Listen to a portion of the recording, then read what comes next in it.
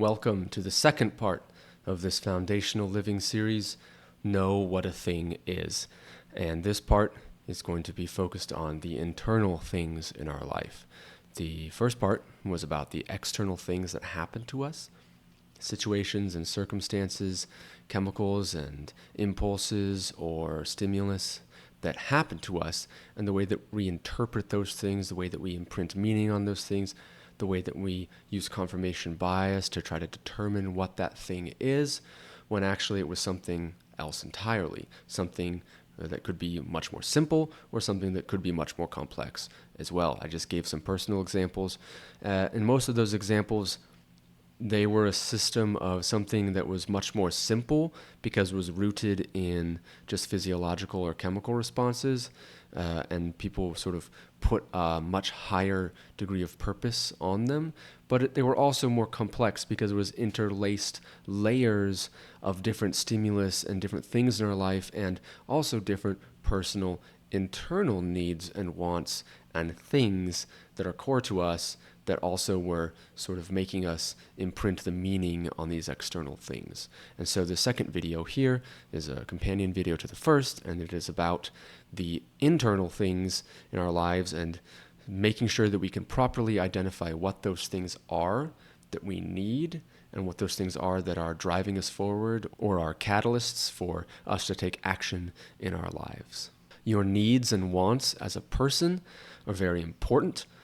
Beyond your basic survival needs or basic love and acceptance and shelter and community needs, even your more individual or unique personal needs for your taste of how you sort of connect or reflect to each of those things I mentioned are very, very important. So it is very important that you get and understand what these things are that are driving you and what these things are that are necessary for you to have in your life to be happy, to feel content, etc. So this video is about helping you identify what those things are that you need and helping you identify the ways that you can reach them. And I'll be talking about one personal tool that I use that has been really useful for me in the past years to get a lot more out of my personal needs and wants, to feel more fulfilled, and to make sure I can properly identify what it is that is driving what I'm doing, the actions that I'm taking.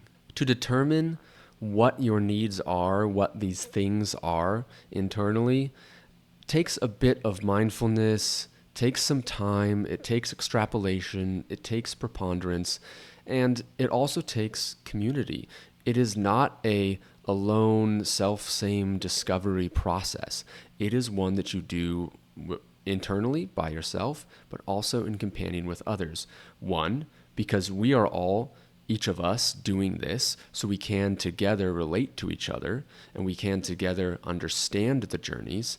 And not only do we bounce off each other, not only do we sort of get some encouragement, and it's a rock for us to lean on, but we can also see someone else's lived experience that they've made it through, and they can understand and they can help us with suggestions about us overcoming to be able to find those things and fulfill them that we are seeing in ourselves. This takes time, it takes dedication, and like I said, it takes other people, probably someone close to you, although in some rare cases, it can be that total stranger that because you have no involvement with, you can sort of open up indefinitely to this person because you know, like, I'll never see this person again, and they're a complete stranger. I have nothing invested in this person, in this relationship to this person. And so you can sort of bear all, and they can sort of bear all, and you can have this really humanistic connection to a complete and total stranger, even deeper than you can with someone that's close to you, because you won't be as veiled or guarded with those things that are deeply personal and locked away. So if these internal things that you need satisfied or met are things like happiness or acceptance, are things like satisfaction or achievement, you need to be able to identify what it is that you're missing in your life. You need to be able to identify these. And a lot of times it comes at a time when you're missing this in your life. And I think a lot of people don't do that sort of soul searching. And again, or they only do self soul searching and they don't match it and compare it to others, or do that journey with someone else. And we are communal creatures. I think that we do best when in our shared experiences as humans. And we do worst when we isolate ourselves and we think no one else can understand me, no one else can help me, I'm going through this alone. Finding out really which emotion you're deprived of, or which sensation or which feeling that you need more of in your life is difficult, but it's incredibly important. And so this video is like urging you to do that work, to determine what is it really that I need. Do I need a little more me time for decompression, or do I need a little more me time for some sort of pressurization to sort of propel you towards something, a working goal to achieve something? Maybe during the rest of your time, you're doing a lot of that high pressurized motion forward for whatever it is that you're invested in.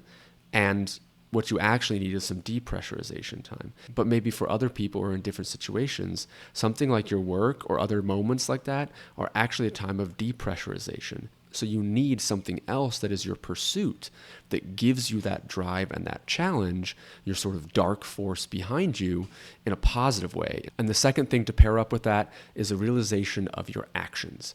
What are your actions accomplishing, and why are you taking those actions? What thing is driving you to take that action? Is it a denial? Or is it a rejection? Or is it a movement away from what you really need because you don't want to face the difficult task of discovering what you need, of asking those deep questions, of connecting to other people? And so your actions are a distraction and take you away, or they're misguided, or they're sort of launching a cluster rocket to try to just hit anything out there and see if anything sticks and see if anything felt good. But what you need to do is more purposeful, is more targeted, guided arrow strikes, even if it ends up being something trial and error and you kind of feel like, yeah, that was a miss. I tried to see if that's what I needed more of in my life, and it turns out, no, that's not what I need more of. But that's okay. At least you gave it a full concerted effort and you did all you could to determine if that was the internal thing that you needed. And you tested your actions to see if your actions fulfilled it, and you tested that internal thing itself to see if that was the drive that the action could suffice. And it would have, but it didn't, so that's not what you needed. That kind of work is difficult to do, so some people kind of shoot off in a different direction or sort of never launch at all, and that is where my major personal tool has really come in handy for me personally. And this tool that I would say is the evaluation of purposefulness and the use of purposefulness in my life. And that is to make sure that I'm asking myself when I'm doing something, what's the purpose of me doing this? Is this really what I want to do? And it doesn't mean everything you have to do is on some Sigma grind set. You can play video games, but is it really what you want to do? Is that the purpose of what you want to do? Recently, I played through Expedition 33. I had long been awaiting that video game. It looks artistic, creative, unique, wonderful, and the game mechanics seemed unique and new spin on things and like a total game changer. And so I felt like probably playing the game would be fun and be interesting and be an experience I hadn't had. I'd revel at, wow, this is a great way to do this in the video game. But also the art, the music, the animation, the creativity of it, the wildness and uniqueness of it, and the story, the characters might be riveting and gripping, so I want to do it. Every time I sat down to play it, I was enjoying doing it. And I didn't walk away from my time feeling, wow, what did I do with my time? What did I do? I just sort of played video games because I was bored. No, I was very purposeful with it. So even if it's something like playing a video game, some sort of decompression or leisure time activity, make sure you're doing it with purpose, and therefore it fulfills that need, that thing inside you much more efficiently. For me anyways, it works like this, because if I just go, I'm bored, what am I doing today? I'm kind of aimless. Maybe I'll turn on my computer and I could play some video games, or I could look at some YouTube videos, and I watch some videos that I don't really care about, that I'd never actually watch. Or I play some game that I've played before and I kind of get bored after a little bit or something like that. And then I kind of go, what did I do? That's maybe some hours wasted, or maybe a whole day wasted, or I kind of feel aimless and I feel like I didn't do anything I wanted. Not that Not that I feel I have to achieve some, again, sigma grind here where I gotta be next leveling myself and figuring out how to become a quality person when I was low quality before. I gotta get to high quality. Nothing so silly and tripe as that, but just simply wanting to feel like I accomplished what I wanted to, wanting to feel like my purpose was targeted at those things, those internal things that I need. So playing a video game when it's purposeful can be that. Reaching out to friends when it's purposeful can be that. Doing some reading or some writing when it's purposeful can be that. I find it very hard to force myself into creative writing and stuff like that. But if I do that for a while and I go, you know what, I should be writing more. And I sit down, I just write, and I kind of don't like what I write. Maybe I come out with a few gems or a few nuggets that I like, but mostly I kind of go, I wasn't feeling it and I didn't come out with something good. Then I feel the urge to do things like writing less and less. And when I kind of am taken by the urge to do so, maybe I won't. And it's because I sort of forced myself when I didn't have the purposefulness behind it. So that's my personal tool that has come in really handy in my life in the past few years to investigate my own actions and say, why am I doing this? Is this really what I want to be doing? Am I doing this because I thought through this and I was excited about this, I couldn't wait to do this, I was planning on this, etc.? And is this fulfilling my internal thing, my internal need for achievement, for enjoyment, for art and beauty, for decompression, for pressurization? What is this action I'm doing fulfilling? And sometimes the same action can fulfill different things. For me, going to the gym can sometimes be a form of decompression and meditation, sort of blocking out everything, all the thoughts. And other times it can be a form of pressurization, sort of focusing on one thought and one thing. Sometimes for my body, it's something that I really want to challenge myself that day on something. And other days, it's something I want to kind of hit some routines and kind of hit some familiarities. And you might say, oh, well, you're just not trying that hard at the gym. But everybody sort of needs those days where the task can be what they need it to be. Maybe in that moment, I needed to not be under that pressurized stimulus, and I needed to decompress, but I could do it through the sort of meditative action of doing some physical workout, doing some mental cleansing, etc. So the same action can fulfill different internal things that you need fulfilled. And for me, making sure that I'm investigating whatever I do each day with purposefulness has been an incredible tool to improve my life recently. One simple example is my everyday smoothie. I have a smoothie almost every day, and it's kind of like a yogurt and fruit and some healthy powders and stuff like that. And there's something about it that I like on many different levels. It satisfies many purposes for me, many of those internal things. One, this idea of being healthy, this cold, delicious drink, the fruity flavor of it. I know I'm getting antioxidants. I know I'm kind of being healthy. But beyond that, it's actually satisfying a routine for me. It's satisfying this sort of internal pride a little bit, like, yeah, I like having a healthy smoothie. And that like gets me excited to have a healthy smoothie every day. And my girlfriend makes fun of me a lot for it, but that's fine because internally and externally, it's really good for me. And I recognize the purposefulness that it has is more than just, yeah, I want the fruit and the vitamins, or more than just, oh, I like the delicious taste of it, or more than just, oh, it's nice and cool to have this icy smoothie in the summer. It is a routine that has multiple purposes in my life, and I recognize that. So I'm proud to do it so I'm active and excited and ready to do it every day, even sometimes to a silly point where like my girlfriend knows I like come home and I've got a smile on my face and I put my bags down and I just go straight to the kitchen and she'll just say like, smoothie boy to me. And it's like, yeah, I'm ready and excited to have my smoothie for multiple reasons, but I'm not going to let anything stop me from that because it is my purpose to fulfill all of those things by having a smoothie.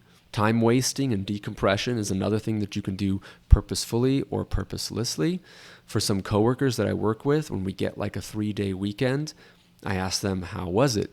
And I'll get the same response and then a different evaluation for each response. So the same response that I'll get is, I laid on my bed for 3 days.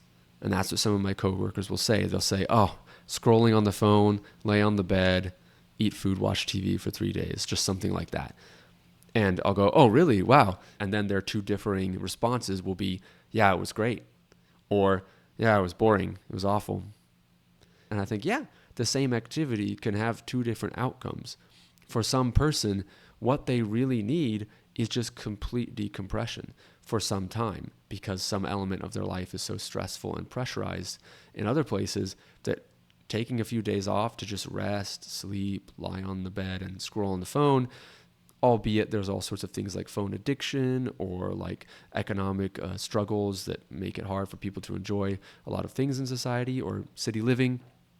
So all of those economic and material conditions can play into it. Phone addiction and other things like that can play into it, other habits and rituals that we might look at a person and say, if you change those, you might find it more exciting to go out and enjoy things outside. But it still ends up being what they need. It is the purpose fulfilled, that internal thing, to just decompress for 3 days on the bed. And they think it's great. Even if that might be different under different circumstances or under different habits or upbringing or peer pressure or something like that to go out and do something, it still is what they needed. But for the other person who said, oh, it's boring and it's bad and I wasted it, they are not living with purposefulness and they are not satisfying those internal things, whatever they might be. They probably haven't identified what those internal things are that they need to feel good, to feel accomplished, to not feel like they wasted their time. And they haven't investigated and figured that out. And so they cannot take action to suffice those things. And so they're left with a bad weekend where they did nothing and nothing feels good. They feel purposeless. They feel aimless. They feel accomplishmentless. They feel unaccomplished. That's the word. Wow. And another example that I ran into recently, and I have before as well in some conversations with others, is this idea of the intellectual pursuit or personal meditation and the balance between actual investment or facade and ceremony. Me and my girlfriend, we went to a yoga meditation event, but here in China, people are much more unaccustomed to things like that. So the event kind of turned into a social icebreaker event. We were like dancing with random partners, looking at each other in the eye with unbroken eye contact, smiling, holding hands, dancing with random partners, sort of doing all those things that for anyone can be awkward and feel weird and difficult for us to do, but Chinese culturally is even more so. And the meditation leader, guru guy, I don't know, he kind of expressed that. He and I had a good conversation about how he's noticed that since he's been traveling and he was doing a few different events in a few different cities in China, that, yeah, it's really difficult for Chinese people to break that culturally in general. And then we kind of got to talking about how there are different levels that you can break into this sort of personal meditation and growth, and how ceremony and facade have a purpose within that. Sometimes they can be a distraction. If something is just completely about the facade of the ceremony, but there's no actual deeper intention or depth or substance there, then it's just ceremony without any actual growth or benefit. And you are simply doing these things out of routine, and they become then purposeless because you are simply following a facade or performing a ceremony. You are simply worshiping or praising a facade or following a ceremony and not getting anything more out of it. But sometimes if we are only focused on that deep internal thing, we can actually lose sight of what we're trying to do because we are so focused on the removal of everything around us that we actually don't achieve what we were trying to achieve in the center of meditation or personal exploration or growth. And sometimes we actually do need facade and ceremony to help put us into place and remind us. And what he and I both concluded is, again, community, connection to others doing the same thing that encourages us and that checks us and it gives us self-evaluation. We shouldn't be doing evaluation of others, and we shouldn't really be requiring others' evaluation of ourselves to validate it, but we can evaluate ourselves through the eyes of others or through our interactions and the stages with others and say, yes, this is giving me a little more drive, giving me the kick in the butt, or kind of putting things into perspective that I don't need to be clenched so hard on this sort of removal of everything external and only this isolated internal asceticism kind of meditation pursuit. And so that's another great way that ceremony and facade can have a purpose or can lead to purposelessness if they are taken in the wrong context and with the wrong amount and sort of habitually or with the presence or absence of mindfulness. To wrap up, I think it's important to recognize those internal things, what they are properly, so you can know what it is that you really drives you, or you can know what it is that you're really missing. Then to understand your actions as these internal things, to know what is this action accomplishing? Why am I taking this action? What is this thing really that I'm doing? And what is this thing really that I'm aiming for? If you can truly understand those, then you can understand the external things' relationships to those and why you might be imprinting some meaning onto something like getting a caffeine and sugar high at an awesome music concert and suddenly feeling it's the Lord's glory pulsing through you. Because actually there were internal things that you weren't being mindful of, that you weren't aware were important to you, and your internal actions you were also not aware of, that they were trying to achieve this internal thing, but you were imprinting an external thing with the meaning of this internal thing, and it was all befuddled up and confused, and actually you didn't arrive at any, I would say, healthy place. So that's why this is important, to understand the external things and what they really are and how they're affecting you, and not let them affect you in a wrong way or attribute them to an internal thing, because you need to understand your internal things and what they are, what drives you, and what actions you take to hit those marks, etc. And again, that purposeful tool for me that really helps is analyzing and investigating what I'm doing with purposefulness. Do I really want to play video games for hours today? Do I really want to drink 3 glasses of wine, purposefully get a little tipsy and have some fun with cards or video games or with someone in the evening? Do I really want to do that? Or am I bored and not knowing what to do and I'm trying to check out, so I'm going to have too many and get tipsy so I don't have to do the investigation of internal or external things?